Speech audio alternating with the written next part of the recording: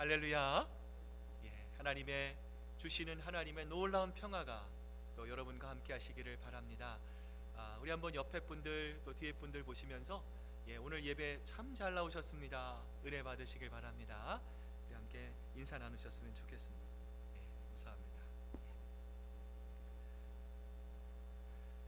한국의 중화요리 전문가 중에 이연복이라고 하는 분이 계십니다. 이분은 13살 때 이 학교를 그만두셨어요. 이 짜장면 배달부터 시작을 하셨고요.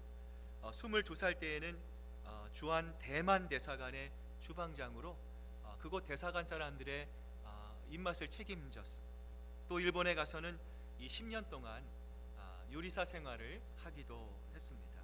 이처럼 요리 경력 43년째인 그가 할 수 있는 요리만도요 무려 2,000여 가지에 이른다라고 합니다.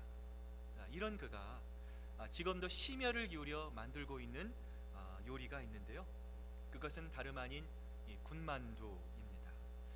여러분, 군만두라고 하면 여러분 어떤 생각이 드십니까? 어느 중국집을 가도 기성 재료를 사용해서 그대로 만들 수 있기 때문에 여러분 맛도 고만고만합니다. 어느 집을 가서든지 그 군만두의 맛은 비슷비슷해요. 또한 무엇보다 이 짜장면이나 이 짬뽕을 시키면 이 공짜로 이 군만두가 나오기 때문에 이런 인식 때문인지는 몰라도요 사람들에게 푸대접을 받고 있는 음식이 바로 이 군만두일 것입니다.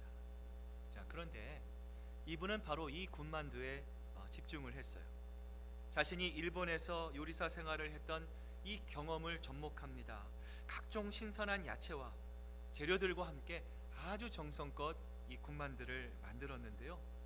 그러자 사람들이 이 하루에 이 군만두가 900접시 이상 팔리는 히트를 치게 됩니다. 여러분, 이처럼 사람들이 이 군만두에 열광했던 이유는 무엇이었을까요? 너무나 흔하고 너무나 평범했기에 홀대받는 음식이었지만 정말 최선을 다해서 이 장인의 정신을 가지고 이 군만두를 만들었기 때문이에요. 여러분, 이것은 우리의 신앙생활에도 적용될 수 있습니다. 우리가 인간이기에 우리의 인생의 위기가 찾아올 수 있습니다. 우리의 신앙의 위기가 찾아올 때 대부분의 사람들은 어떻습니까? 당황합니다. 허둥지둥합니다. 하나의 해결을 위한 하나에 집중하지 못한다는 거예요. 그러나 이러한 위기가 우리에게 찾아올수록 더욱더 본질적인 것, 더 기본적인 것, 우리가 놓쳐서는 안 될 것에 집중할 수 있어야 한다라는 것이죠. 오늘 본문을 보면 이 삼촌 라반의 집에서 성공한 야곱이 20년 만에 이 고향 집으로 돌아오고 있습니다. 여러분, 가슴이 얼마나 떨리고 얼마나 설렜겠습니까? 그러나 야곱의 마음은 마냥 기쁠 수가 없었는데요. 그것은 바로 형인 에서와 풀어야 할 숙제가 있었기 때문이에요.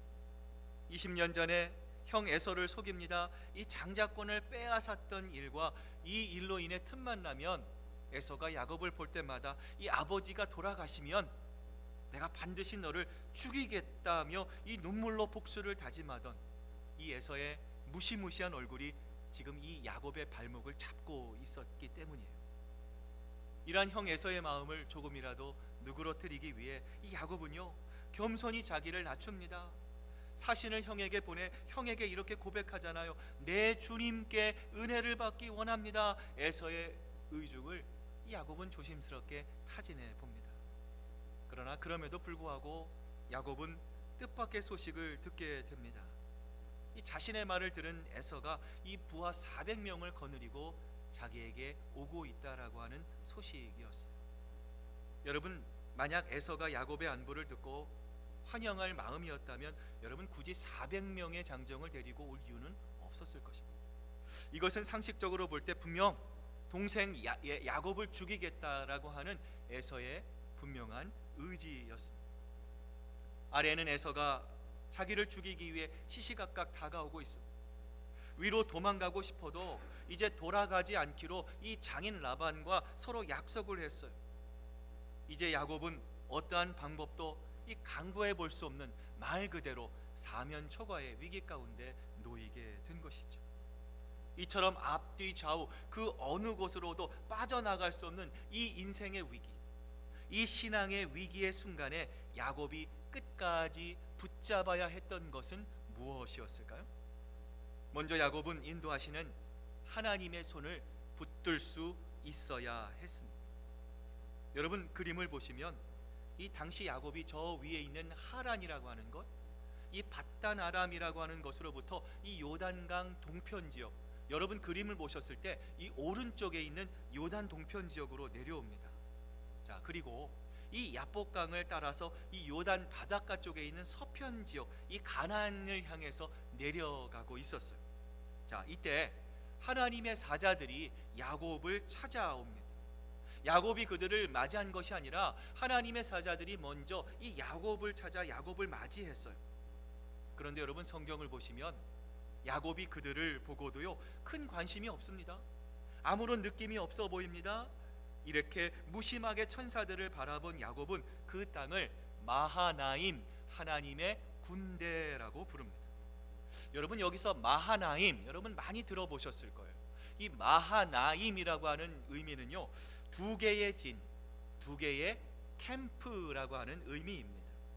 여러분, 20년 전에도 야곱이 이 삼촌의 집을 향해 도망갔을 때 베델에서 누구를 만납니까? 천사들을 만나잖아요. 천사들이 오르락 내리락 하는 이 캠프를 야곱이 본 적이 있었어요. 자, 오늘 본문에서는요 두 번째로 야곱이 그 천사들의 캠프를 본 거예요. 이처럼 야곱이 가나안 땅 입구에서 천사들이 그 땅을 지키는 캠프를 보았다는 것은 무엇을 의미합니까? 이제부터 야곱이 들어가는 그 땅을 하나님께서 다스리시고 하나님께서 야곱을 보호하시겠다라고 하는 의미였습니다. 따라서 야곱은 이곳까지 자신을 인도하신 그 하나님의 권능의 손을 꼭 붙잡을 수 있어야 했습니다. 그러나 야곱은 그것을 보고서도 마하나임이네 생각만 하고 이 스쳐 지나갈 뿐 그 땅의 주관자이신 하나님의 손을 붙들지 않았다라는 거예요. 19세기 제국주의 영국이 식민지였던 인도로부터 면화를 아주 값싼 값으로 사옵니다. 그리고 자기 나라에서 무명천을 만들어서 이제는 아주 비싼 값으로 인도인들에게 되팔아 이 막대한 이익을 챙기게 됩니다. 자, 그러자 이 간디와 인도인들이 이런 영국에 맞서서 자, 우리가 스스로 물레를 돌려서 무명천을 만들게 해달라, 무저항 비폭력 운동을 통해 인도의 독립을 요구하게 됩니다. 자, 그러던 어느 날 이 암리차르라고 하는 곳에서 이 영국인들이 이 어린아이들과 이 여성들을 향해서 무려 1600발이 넘는 이 총을 발포하게 됩니다. 많은 사람들이 무고한 희생이 거기서 죽게 됩니다. 사람들이 들고 일어납니다. 이제는 우리가 참을 만큼 참았습니다. 이제는 우리가 무력으로 영국을 대항해야 합니다. 그러나 간디는 자신의 방법을 포기하지 않았습니다. 끝내는 인도의 독립을 쟁취해내게 됩니다. 우리가 아는 대로 간디는 그리스도인이 아닙니다. 그는 힌두교도였어요. 그러나 그는 젊은 시절에 이 성경을 접하게 되고 이 성경에 매료되게 되죠. 예수님을 만나기 위해 교회를 찾았지만 사람들이 당신은 유색인종이라는 이유로 이 간디는 교회를 들어가지 못하게 됩니다. 그 이후로 간디는 이 교회를 찾아가진 않았지만 여전히 예수님을 받아들였어요. 언제나 성경을 통해 예수님의 지혜를 배웠고요, 예수님과 교제하는 삶을 살았습니다. 이처럼 그가 생각해낸 무저항 비폭력은 인간이 생각해낼 수 없는 하나님의 방법이었습니다. 폭력에는 더 큰 폭력으로, 돈에는 더 큰 돈으로, 군대에는 더 많은 군대로, 힘에는 더 큰 힘으로 이길 수 있다라는 것이 인간들이 택하는 방법이 아닙니까? 여러분, 그러나 하나님의 방법은 이 힘의 논리에 적용되지 않았습니다. 유대 종교 지도자들의 폭력 앞에서도, 로마 군대의 그 권력 앞에서도 예수님은 그저 조용히 서 계셨어요. 아무것도 할 수 없으셨던 예수님, 심지어 무기력해 보이셨던 그 예수님은 그 누구도 볼 수 없고 그 누구도 붙잡을 수 없는 하나님의 손을 붙잡고 계신 것입니다. 여러분, 우리도 주님의 손을 붙잡을 때 우리를 향해 다가오는 그 어떤 두려움도, 그 어떤 고난도, 그 어떤 어려움도 능히 이길 수 있는 영혼의 힘을 허락받을 수 있는 것입니다. 그 힘을 주시기 위해 하나님께서 여러분을 부르실 때, 주님 제가 여기 있습니다, 주님 저에게 뻗어주신 그 주님의 손을 저는 절대로 놓지 않겠습니다, 담대히 주님을 향해 고백하는 여러분 되시기를 바랍니다. 두 번째로 야곱은요, 기도를 통해 하나님의 언약을 끝까지 붙잡아야 했어요. 예전에 프랑스에서 재미있는 보도가 나왔습니다. 사이가 좋지 않은 부부가 함께 여행을 다녀온 후에 상태가 더 나빠지는 경우가 종종 발견되었다라는 거예요. 심리학에서 말하는 소위 갈등 심화 현상입니다. 자, 문제를 대화로 풀려고 했다가 갈등이 더 심화되는 현상을 가리키는 것이죠. 여러분, 분명히 내가 잘못했습니다. 내가 잘못했음을 알고 있어요. 여러분, 그럼에도 불구하고 상대방이 계속해서 여러분의 문제를 지적하고 여러분이 잘못했다고 말하면 여러분 어떤 생각이 드십니까? 내가 잘못했어, 알아. 그런데 해도 이건 너무하잖아. 상대방의 태도에 분개하게 되죠. 결국 우리의 억울함이 증폭이 됩니다. 우리들의 관계는 완전히 깨어지게 되어버립니다. 여러분, 이처럼 하나님이 아니라 여러분 사람과 사건과 씨름하다 보면 여러분 우리의 관계는 깨어지게 됩니다. 파멸과 절망만이 우리의 삶에 남게 되는 것이죠. 여러분, 그렇기 때문에 마음이 답답할 때, 환경이 막힐 때에 내가 정말 정직한데 억울한 일을 당하고 있다라고 여러분 느낄 때, 여러분 그때 여러분이 해야 할 것은 무엇입니까? 당신이 잘못했습니다, 여러분 사사비비를 따질 것이 아니라 바로 그 자리 하나님 앞에 엎드려져야 되는 거예요. 하나님을 향해 기도해야 한다라는 것입니다. 이처럼 우리가 드리는 기도 가운데 중보기도, intercessory prayer라는 것이 있어요. 여러분, 그래서 어려운 일을 만나면 여러분 이렇게 말씀하시지 않습니까? 생각날 때 기도 좀 해주세요. 근데 여러분, 만약 생각이 나지 않아서 기도하지 않으면 여러분 어떻게 하겠습니까? 여러분, 기도는 생각날 때 하는 것이 아닙니다. 기도는 내가 마음에 여유가 있고 내가 충분히 준비가 됐을 때 하는 것이 기도가 아닙니다. 기도는 바로 하나님 앞에 엎드려지는 것입니다. 나의 마음을 다해서 모든 것을 가지고 전심전력으로 주님을 향해 나아가는 것이 바로 기도가 될 수 있어야 한다라는 거예요. 여러분 앞에 그림을 보시면 형 에서가 이 세일산으로부터 이 쳐들어온다는 소식을 야곱이 이제 듣습니다. 야곱의 마음이 이 다급해지기 시작했어요. 불안함이 그 야곱의 마음에 가득 채워지기 시작했습니다. 그러자 다급해진 야곱이 하나님을 향해서 기도하기 시작했는데요, 여러분 창세기 32장 9절부터 12절이 하나님을 향한 이 성경 최초의 이 기도의 장면입니다. 여러분 한번 앞을 보시면서 우리가 한번 야곱이 됐다는 입장으로 오늘 본문을 같이 한번 우리 읽어보겠습니다. 시작.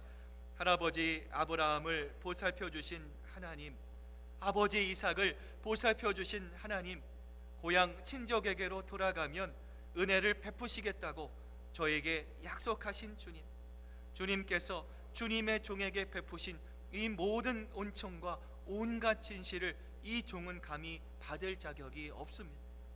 제가 이 요단강을 건널 때에 가진 것이라고는 이 지팡이 하나뿐이 없습니다만 이제 저는 이처럼 두 무리나 이루었습니다. 부디 제 형의 손에서, 에서의 손에서 저를 건져 주십시오. 형이 와서 저를 치고 아내들과 자식들까지 죽일까 두렵습니다. 주님께서 말씀하시기를 내가 반드시 너에게 은혜를 베풀어서 너의 씨가 바다의 모래처럼 셀 수도 없이 많아지게 하겠다 하시지 않으셨습니까? 여러분, 야곱은 태어나서요 이처럼 간절히 하나님께 기도한 적이 단 한 번도 없었어요. 그냥 기도한 것이 아닙니다. 20년 전에 베델에서 하나님께서 자신에게 주신 이 언약을 기억했어요. 자신이 하나님의 언약의 계승자임을 인식했습니다. 하나님의 은총에 감사하는 기도를 드리고 있어요. 여러분, 그런데 22절 다음에 13절을 보면은요, 여러분 성경이 이렇게 기록되어 있습니다. 야곱은 자기가 가진 것 중에서 자기의 형 에서에게 줄 선물을 따로 골라냈다. 여러분, 무슨 의미입니까? 기도를 하기는 했어요. 그런데 하나님이 아무런 말씀도 하시지 않는 것입니다. 그러자 이 상황을 견디지 못한 야곱이 여러분 구약 성경의 사울 왕처럼 다시 예전의 모습으로 돌아가 버리는 거예요. 여러분 우리들도 머리로는 알고 있는데 여러분 삶으로 행동으로 실천하지 못할 경우가 얼마나 많이 있습니까? 여러분 그래서 우리 교회가 매일 이 주일 말씀을 가지고 일주일 묵상하며 구체적으로 그 말씀을 내 삶에서 어떻게 적용할 수 있는가, 실천할 수 있는가 여러분 애쓰고 있어요. 여러분 그 이유가 무엇입니까? 우리의 머릿속에 가득 차 있는 하나님의 말씀을 우리의 삶으로 실천하고 우리의 삶의 행동의 모습으로 옮김을 통해 우리의 삶에 하나님께서 주시는 인격, 하나님의 성품으로 성령의 열매가 가득 메워지기 위해서입니다. 여러분 야곱도 마찬가지였어요. 만약 하나님을 그가 신뢰했다면 하나님이 나를 보호하실 것이다, 마하나임의 하나님께서 나를 지켜주시고 나를 보호하여 주실 것을 그는 믿어야 했어요. 그러나 야곱은 여전히 두려워합니다. 하나님이 나에게 바다의 모래처럼 셀 수 없는 자손을 약속해 주셨다면 그 하나님을 의지해야 했습니다. 그 하나님을 신뢰했어요. 끝까지 기도의 자리에서 하나님의 언약하심을 야곱은 붙들어야 했어요. 그러나 야곱이 하나님의 움직이심 대신에 그 먼저 에서에게 예물을 바쳤다라는 것은 무엇을 의미합니까? 하나님을 아는 척, 하나님을 의지하는 척, 하나님을 신뢰하는 척은 했지만 정말 어려운 일이 닥치자 하나님보다 자신의 경험과 자신의 방법을 더 신뢰했고요. 이러한 야곱의 교만함으로 인해 그는 아직도 물과 성령으로 거듭나지 못한 완전한 하나님의 사람이 되지 못하고 있었던 것이죠. 여러분 그런데 야곱만 이렇습니까? 우리는 어떻습니까? 인생의 위기가 찾아올 때 하나님 한 번만 이 위기를 넘어가게 해주시면, 하나님 이 한 번만 이 고비를 통과하게 해주시면 하나님 남은 삶에 하나님 주님만을 바라보겠습니다, 주님께 순종하겠습니다, 내 생명도 달라시면 십자가에 놓겠습니다, 하나님 나에게 한 번만 긍휼을 베풀어 주십시오, 하나님을 향해 간절히 기도합니다. 그러나 이렇게 기도하다가도 내 문제가 해결되고 내 어려움의 문제가 풀려나게 되면 하나님께 드린 기도는 어떻게 돼요? 까맣게 잊어버리잖아요. 다시 야곱처럼 예전의 삶으로 돌아가는 것이 혹시 우리들은 아니냐라는 것이죠. 이처럼 오랜 시간에 걸쳐 하나님의 은혜와 하나님의 살아계심을 경험했던 이 야곱, 그러나 그럼에도 불구하고 여전히 본생의 변화가 없습니다. 하나님과 세상 사이에 양다리 걸치고 있는 야곱에게 드디어 하나님께서 개입하세요. 창세기 32장 24절 25절을 보면요, 야곱이 홀로 남았더니 어떤 사람이 날이 새도록 야곱과 씨름하다가 자기가 야곱을 이기지 못함을 보고 그가 야곱의 허벅지 관절을 치매 야곱의 허벅지 관절이 그 사람과 씨름할 때에 어긋났더라. 성경이 우리에게 말씀합니다. 야곱이 이제 홀로 있습니다. 하나님이 야곱을 자신의 사람으로 만드시기 위해 야곱을 향해 갑자기 쳐들어오셨어요. 야곱을 공격하신 것입니다. 누가 나를 공격하는지 몰랐던 야곱은 그 사람과 더불어 힘겨운 싸움을 시작합니다. 여러분 그런데 성경을 보시면요, 놀라운 것이 있어요. 하나님이 야곱을 이기지 못했다라는 거예요. 여러분 어느 가정에 아주 고집센 아이가 있다고 생각을 해보십시오. 하루는 아이가 이 아이의 고집을 꺾기 위해 엄마가 회초리를 듭니다. 오늘 너 가만두지 않을 거야? 너 엄마한테 잘못됐다고 용서를 빌어야 돼? 말할 때까지 이 종아리를 맞을 거야? 그런데 여러분 이 아이가 끝까지 잘못했다고 말하지 않고요, 몸을 부들부들 떨면서 끝까지 종아리를 맞고 있는 거예요. 엄마는 행여라도 이 아이가 잘못될까봐 이 회초리를 내려놓으며 이렇게 말합니다. 아이고 너 왜 이렇게 고집이 세니? 내가 졌다, 네 고집에 내가 졌다 말하는 것과 같은 것이죠. 지금 하나님은 야곱과 씨름을 하시며 야곱의 잘못된 고집과 그의 성품과 그의 인품을 꺾으려고 하십니다. 그럼에도 불구하고 야곱이 끝까지 자신의 고집을 꺾으려 하지 않자 결국 하나님은 야곱의 허벅지 관절을 치시는 거예요. 여러분 여기서 하나님이 치셨다라고 하는 의미는요, 닿았다라고 하는 뜻입니다. 만지다라고 하는 것이, 하나님이 야곱을 때리신 것이 아니라 단지 터치만 하신 것이죠. 이처럼 하나님이 살짝만 만지셔도 우리의 힘과 우리의 능력은요 무너질 수밖에 없는 것입니다. 오늘 이 말씀을 듣고 있는 여러분이 믿고 의지하고 자랑하고 있는 허벅지 관절은 무엇입니까? 여러분의 탁월한 능력입니까? 달란트입니까? 혹은 물질입니까? 건강입니까?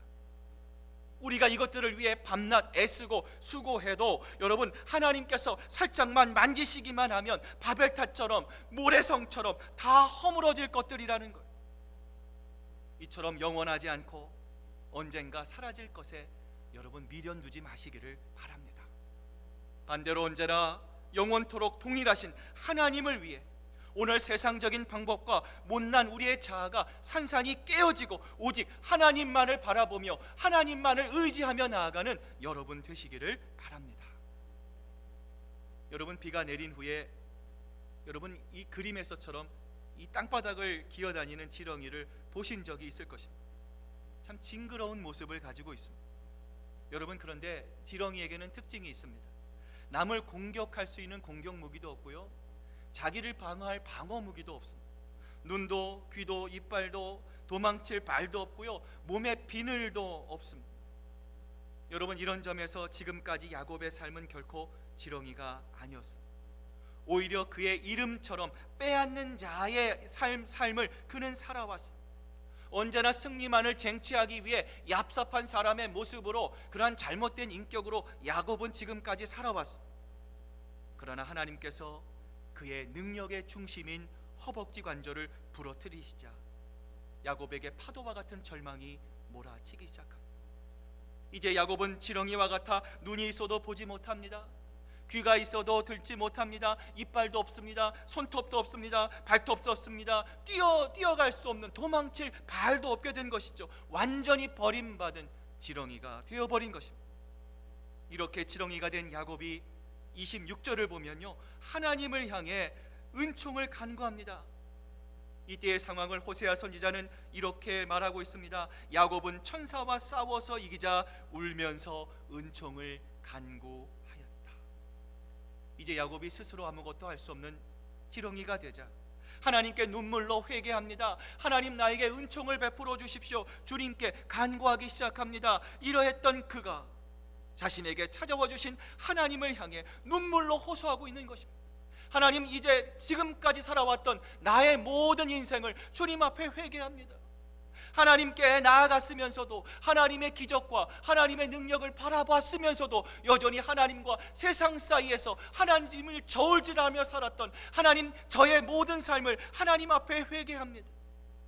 비로소 지렁이가 된 야곱은 하나님께 눈물로 회개하며 간절히 기도로 주님 앞에 나아가고 있는 것이죠. 이제 하나님의 도우심이 아니고서는 아무것도 할 수 없는 지렁이가 된 야곱을 향해 하나님은 어떠한 축복을 그에게 주고 계십니까? 이사야서 41장 14절 말씀, 우리 한번 앞을 보시면서 같이 한번 읽겠습니다. 시작. 너 지렁이 같은 야곱아, 벌레 같은 이스라엘아, 두려워하지 말아라. 주님께서 말씀하시기를 내가 너를 돕겠다. 나 이스라엘의 거룩한 하나님이 너를 속량한다고 하셨다. 아멘. 하나님이 야곱에게 어떤 축복을 주셨습니까? 내가 언제 어디서나 야곱 너와 함께하며 늘 내 곁에서 너를 돕겠다 말씀합니다. 이제 오늘 말씀을 마무리합니다. 미국의 유명한 설교자이며 작가인 이 프레드린 부에크너라고 하는 목사님이 계십니다. 자, 이 목사님은 오늘 야곱의 모습을 위대한 패배자, The Magnificent Defeat라고 말하고 있습니다. 여러분, 야곱은 분명히 패배했습니다. 여러분, 그럼에도 불구하고 야곱은 왜 승리자입니까? 그는 환도뼈가 위골됨을 통해서 평생을 이 발을 저는 불구자로 살아야 했습니다. 그러나 자기의 육체에 새겨진 이 연약함의 흔적을 볼 때마다 이제는 더 이상 하나님을 속이고 더 이상 사람을 속이는 그런 약삭빠른 사람으로 산 것이 아니라 이제는 하나님의 다스림과 하나님의 통치 가운데 살아가는, 온전히 하나님만을 바라보는 그러한 사람으로 살아갈 수 있게 되었기 때문에 그렇습니다. 여러분, 그렇습니다.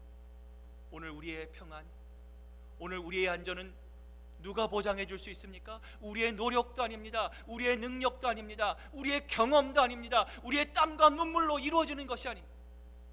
그것은 비로소 우리가 주님의 주권과 다스림 안에 거할 때 이루어질 수 있는 것입니다. 오늘 야곱과 같이 하나님, 제 능력도 소용이 없습니다. 하나님, 저는 불가능이 없다라고 하는 신념을 가지고 살아왔습니다. 하나님, 그러나 살아보니 그 모든 것이 다 하나님 허황된 것입니다. 하나님이 한 번만 살짝만 손만 대셔도 하나님, 내가 쌓은 모든 공덕함이 무너져 내릴 수 있음을 하나님, 제가 이제 깨달았습니다. 하나님, 저는 하나님의 손길이 아니면 아무것도 할 수 없는 지렁이입니다. 고백했던 것 같이 오늘 우리도 매 순간 우리와 함께 하시는 하나님을 바라보며 무엇보다 하나님의 도우심과 그 하나님의 주권 속에 살아가는 이 세상에서 하나님을 통해 가장 행복한 삶을 이루며 살아가는 여러분 되시기를 바랍니다. 기도하시겠습니다.